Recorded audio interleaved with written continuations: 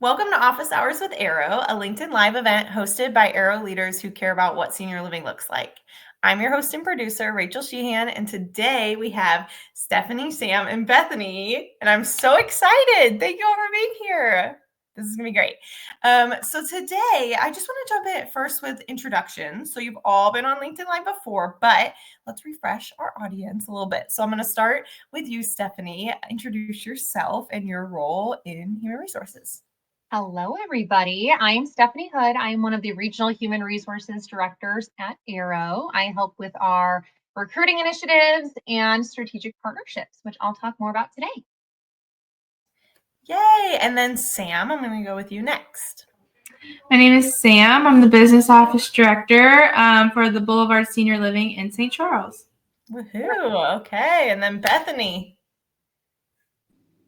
I'm Bethany. I'm the business office director of Vitalia North Royalton in North Royalton, Ohio.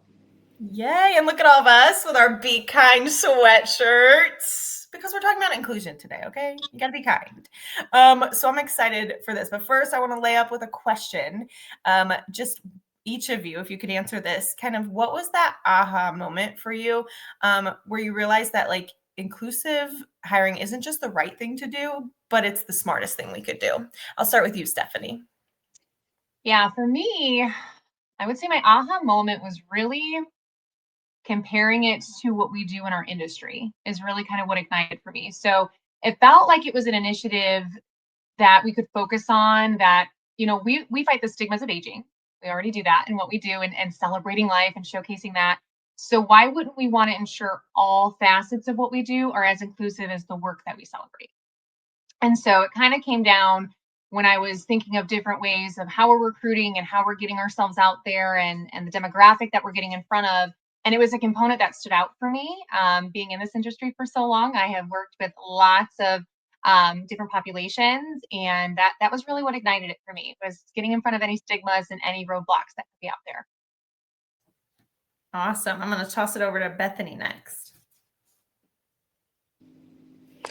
I would say rather than an aha moment, it was comparing it to how all of us are not cookie cutter. We have a whole bunch of different backgrounds to ourselves, and that diversity reflects the real world and what we can expect outside of it and in the workplace. And in my experience, bringing on diverse individuals heightens creativity, boosts morale. It brings in more empathy amongst the staff, and to the residents as well. Yeah, very cool. All right, Sam. I think it was just seeing the joy on their faces when they first walked into the community, and that joy stayed as time continued on, and it went to the residents and the staff, and everybody was protective and just contagious. The joy was contagious for our workers as well, and it gave me a different light to look at too. I need to be very happy when I come to work. Things are going to come and go, so just that joy was the moment for me. Yeah, very cool. So why we're talking about this now is it happens to be Disability Awareness Month, but not only that, we actually have a tradition here at Arrow that we celebrate. So Sam, will you talk about that tradition and just what your region did for it? Yeah, so we celebrated Down Syndrome Awareness Month. So last Friday, myself and then our Boulevard St. Peter's and Wentzville locations went and volunteered at the Greater St. Louis Association. It was called their Fusion Friday. So this particular Friday, the fire company, the fire station came. They learned about truck safety and what to do if there was a fire. And then a canine dog came, and they got to learn what that canine dog did on a day-to-day basis. And then we also helped package pocket hugs. So they give these out, they sell them to raise awareness for, Down syndrome. So it was a great Friday, and it was great to meet new people. Very cool. And that's actually, that tradition is kind of what kind of made us want to do these programs that we're about to talk about, the programs you guys have in your communities, but across all of our communities. So I want to get into that a little bit too, and just talking about in general first. Stephanie, can you kind of lay out why it's so important to hire people of all abilities and how that benefits everybody? Yeah, we need to, speaking to what kind of Bethany highlighted, we need to remind ourselves of the different perspectives and accessibilities that are needed out there. Awareness is about having knowledge and being well informed. And if we aren't well informed, how can we be part of the solution? So hiring the right people isn't just about the job. Can they perform the job? But how is that individual going to impact us and our residents and our experience? So you might notice today on the call, we often say differently abled. That's kind of our go-to framing instead of disabled. And I love that when I learned that from shout out Ayana King, because I love that it really showcased the different skill set that the population brings. And that's why they are differently abled. So, this wonderful population brings unique problem solving that we probably were not going to have exposure to. They bring compassion, there's enthusiasm, there's patience, and more importantly, it takes a diverse team and that the creativity behind them to really tackle complex challenges, which we're going to be exposed to. So why not have them part of our team? Yeah, very cool. And so, from what you've seen on the regional level, just how have you seen the successes come through these partnerships? Oh, there's so many I could speak on for hours. But some of the ones that really stand out to me, I'm going to actually shout out Polaris Career Center out in Ohio. Today specifically, they are actually hosting an event that I typically attend, and it's their mock surveys. So they have all of their students come in that need a little extra training and foundation to be prepared to go into the work industry. And they sit down with us and all of us different organizations. That was very eye-opening experience the first year that I went, because you do have to interview very differently.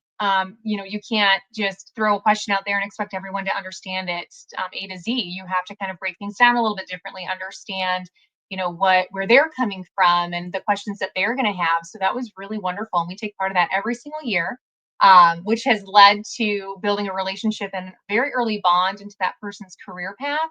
I've left those meetings, getting phone calls from job coaches or the student themselves wanting to come to work for us. And I'll ask the question, oh, why us? Why'd you choose Arrow versus all these wonderful employers that were there? And a lot of times they say because they felt the most comfortable with you. They felt very comfortable. They felt very welcomed. And I just get all the goosebumps even now sharing that, because that makes me feel so wonderful, that and a little sad at the same time, because it's like, did they not have that, at the forefront for them anyway? Um, so we worked with them. Another wonderful partnership was I got connected with the Cuyahoga County Board of Developmental Disabilities. And I wanted to understand again, what can we do to help support their demographic and their clientele? That was a really wonderful connection point, because I learned about the gap of employment for their clientele. The current statistic is about 1 in 5 with a disability are employed. So it's very, very low, very not a good comparison to those without a disability. So I learned from them the education parameters that they're willing to provide to us as well. And we do job fairs with them. So they'll run a career fair event. We're able to go and enjoy them.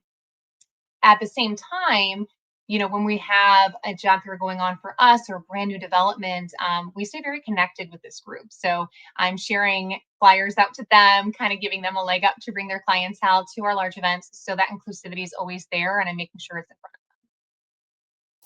And I love what you said about how they felt comfortable. It just reminded me, I wanted to give a little plug. Last week's was about hire for heart. And so I just want to remind everyone listening, like, that is what we do at Arrow's Hiring for Heart. And so that's why generally people are, that comfortability comes with that, because they're just kind people. So little plug for that episode last week. But I did want to get into also these partnerships at St. Charles and North Royalton. So Bethany, can you tell us about the partnership that you set up, and just a little bit about that organization? Yeah, absolutely. Vitality North Royalton is partnered with Cuyahoga Valley Career Center. Shout out to Mindy and Jen. They are fantastic. They're with their sales and service department. They had actually approached me the summer of 2023. I had done a job fair at their school, and I got connected with a gentleman with the Board of Disabilities, and they said, we love what we saw. We would love to have our students involved in senior living.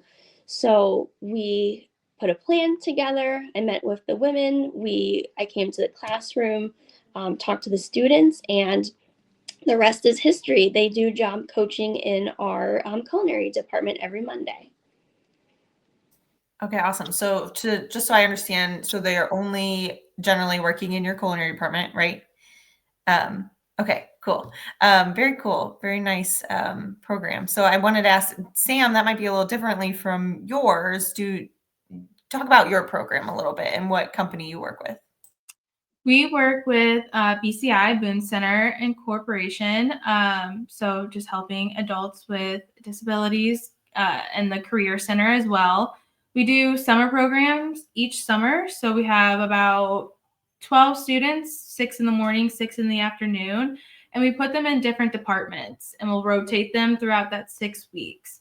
And so they can see what kind of skill they like, what are they good at, is senior living for them. We had a one kid this past summer. He walked in and he thought he was supposed to be, working at a warehouse, and he was like, nope, I'm not doing this. And he came back the next day and stayed with us all summer, and he is now a part-time dishwasher. So he absolutely loved all the residents. Everybody accepted him. You have employees taking them under their wings. I truly have seen my employees learn a lot of patience, and that continues on past the summer programs.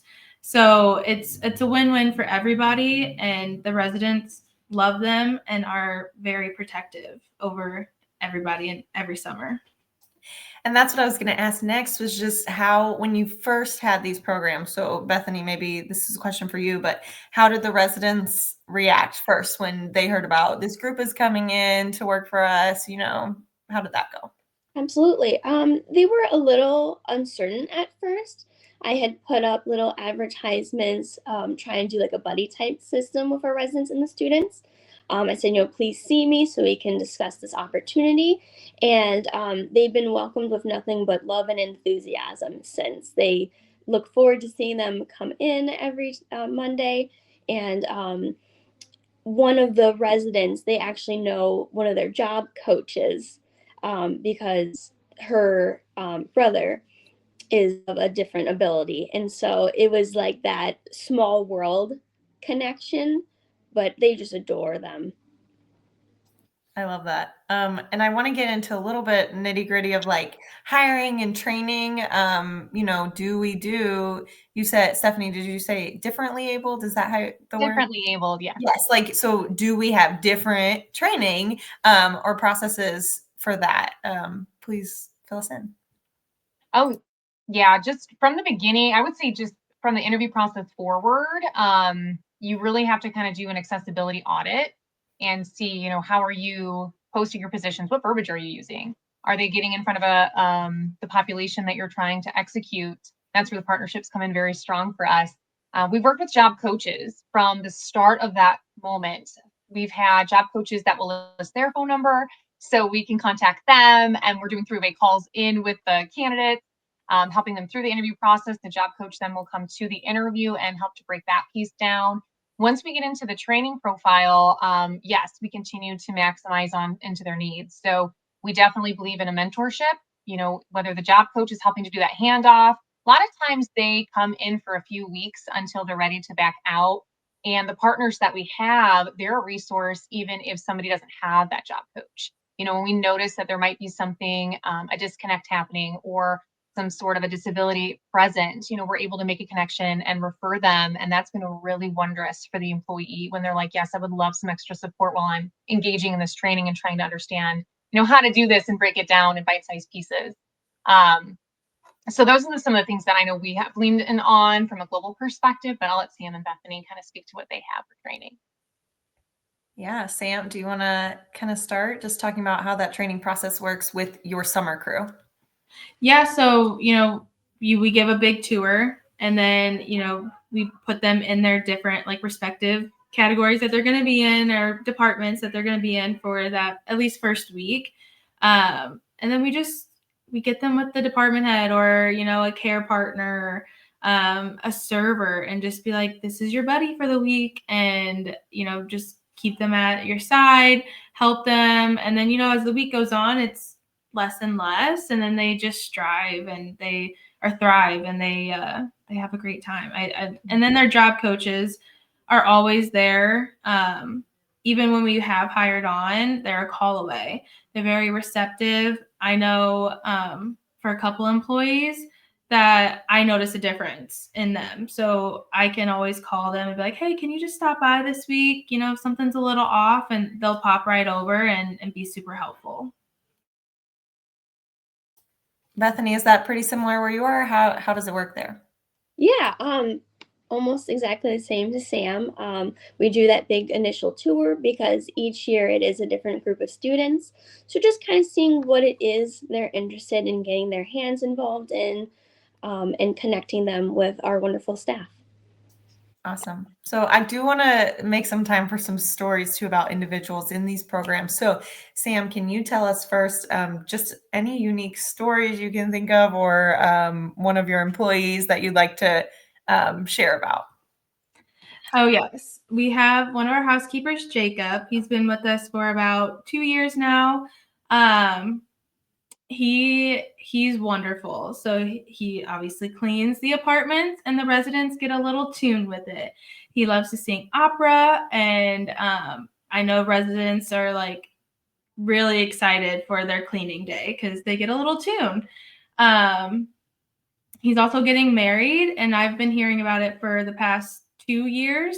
And I did just get my save the date for his wedding. So I am invited. I'm very excited. He's very giddy when he was trying to tell us about it. But he is just wonderful. I can't say good enough things about Jacob. He has really changed my perspective, and one of the hardest workers that we have here. I love that. So is everyone else that doesn't have Jacob as their housekeeper, are they jealous? Like, I would want a song. You get a free song. Yes, I think so. And he'll even sing in the hallway. So you do get a little tune here and there throughout the day. I love that. That's awesome. Bethany, how about you? Any stories you'd like to share? Yeah, we have a fantastic server on our assisted living, and he is very thoughtful and conscious to the needs of our residents over there. A story I love to tell is he approached this resident, and she had informed him she wasn't really hungry. And he said, well, on a scale, how hungry would you say you are? Are you more at like an appetizer of 4? And based off of what feedback she provided him with, he offered suggestions off the menu.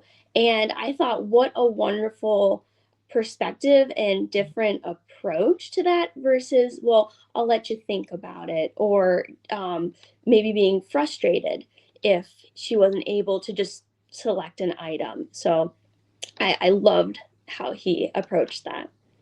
And I love that because all our brains are wired differently. Like you said, I would have probably been a little frustrated, like, well, I can't take her order now and it's going to put me behind or whatever. But he had a great solution. We should all take notes from him. Very cool. I love that. So, yeah. And I just wanted to talk, like what you guys just mentioned is kind of these little things that have, there's probably a million stories you have, but they've shifted your perspective a little bit, right? And so I do want to ask, Stephanie, can you just share about that? Like looking back on these partnerships, how have they shifted perspective in our communities and at home office? Yeah, I really think it helped us on an education moment. You know, I've had different leaders reach out to me about a situation, a behavior, you know, going on, and they weren't sure how to coach through it. And I love that they were vulnerable enough to just ask, to just say, hey, I'm not sure how to respond to this behavior or how to lead this person the best way to their abilities. That's where I got to tune into Cuyahoga County Board of Developmental Disabilities and ask them for some guidance. You know, these were the behaviors. What is the guidance? And they were so welcoming to that. They were actually very excited, I think, that we were leaning to be truly educated on it. They sent over some PowerPoints and they're like, if you ever want us to do an in-person training. So it was nice to acknowledge that there was a resource to a gap that we even have experienced. And we will probably experience again in the future because, to Bethany's point, no one's cookie cutter. We also have had to move away from that perspective of cookie cutter, which I would say we do a very good job of staying away from it. But, when we're looking at the skill set of a hire, we no longer have to see, can they do A to Z of the job function? Maybe they can do such a great skill set A through K, and we're going to let somebody else that's already in house handle the rest, because that's how we can maximize our team better. If somebody's better at front of house in a restaurant versus back of house, that's where we tag team, and we're just going to get the wins at a greater value because we're getting the right parts that we need to in our communities. So we really want to celebrate everyone's abilities and not their limitations. That's really important for us. It's made us, I think, much more empathetic.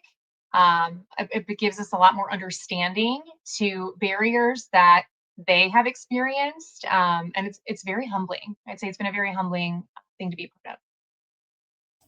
Yes, I don't know, Sam, Bethany, from in the community perspective, is there anything you'd add? Because I'm just thinking to myself, there might be some department heads or employees who might be like, this is a lot more work than I'm used to, but then, it turns out being a beautiful thing. So I didn't know if you have anything you'd like to add about your experience. Yeah. Something I've noticed is maybe like that different enthusiasm. They're coming in with a different feel of the workplace. So, for example, during our holiday cheer traditions, we started a ornament exchange with the students, and I'm going to plug in one of our core values of childlike sense of wonder. It brought our department head crew so much joy to see that excitement with the students and just kind of see the workplace through different eyes. Um, and it has refreshed me whenever I work with them. I just love the different perspective they bring and the opportunities they also provide us to learn and engage with our residents and them and our staff and so on. Very cool. I did want to ask each of you too, what piece of advice, if somebody listening to this is like, okay, we got to find a program, we got to start this, what is a piece of advice you would give them so that these partnerships are successful? So I'm going to start with Sam for this one. I'd just say be open and be willing to try something new. It's the best thing that's happened at the Boulevard, or one of the best things, and we were open with it, and I can't wait for more summers. That's awesome. Stephanie, do you have some advice? Oh, always. I will always say you are giving someone an opportunity, and that is so much heavier in weight than what that word being said out loud means. Lean into that. Somebody out there is wanting that opportunity, and just to be seen, for their value to be understood, and for somebody to be willing to make the accommodation, have the conversation, keep an open dialogue, use a creative sense when you're going into that. But the win is going to be very, very much worth it. Yeah. Awesome. And Bethany? My advice would be to be open-minded, adaptable to their needs, and also maybe do some research on what organizations align with your values as well. Mm-hmm. Yeah, that's good. Just not picking any organization. I think that's a great idea. And I know I'm not super involved in this, but I just want to add too, because we didn't talk too much about maybe things going wrong or anything like that. But I do think knowing that things might go wrong and it might not be so easy all the time, but I think the more you do it, and summer after summer, Sam, I'm sure, gets more comfortable and learns a whole lot more, and it just gets better and better. So I just want to add that in as well. And then I did want to ask each of you, if you could go back, when you started these, what's one thing you wish you knew before getting involved with these partnerships? So let's start with Bethany. That's a really good question. I think just the overall impact it was going to have. Yeah, for sure. I think, if you knew the end result, it'd be like you jump right into it, right? So I do think everybody listening, if you don't have a partnership like this, please get involved, because there's proof here between these two and many of our other communities that it's well worth it. Stephanie, how about you? I would say it would go into the mix of education and resources. Really knowing what resources were out there when I started to dive into the programs, beyond just the relationship directly from job coach to, clientele to us as the employee, but how much the partnership could be an education resource for us, but also taking the time to educate our own staff when you're wanting to use this model for hiring, and having to be flexible and adaptable and bringing that to your direct leadership. Those two components at the very start would absolutely help with the success of it. For sure. For sure. Sam, what's one thing you wish you knew? I'm with Bethany. The impact that it was going to make on the community would have definitely started it sooner.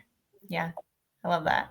Awesome. Well, I think we did it. Thank you so much. I'm excited to see also just like on our social media, see you guys posting when these groups are in, and giving shout outs to these incredible partnerships we have. So next week we are going to be talking about our Legend Chaser series, which if you don't know what that is where we have a virtual event about different mythological creatures and things of that nature. So tune in, because we will talk about that and upcoming plans. So ladies, thank you so much for joining me today. I appreciate your time, and everybody listening, have a great day. Bye.